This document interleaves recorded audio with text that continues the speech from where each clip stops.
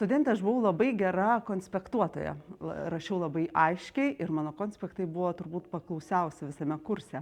Dabar rašau nebe taip aiškiai, bet tos žinios užrašytos ir išgirstos vis dar naudojamos. Tad linkiu visiems irgi ne tik gerai rašyti, bet ir įsiminti, ką sako.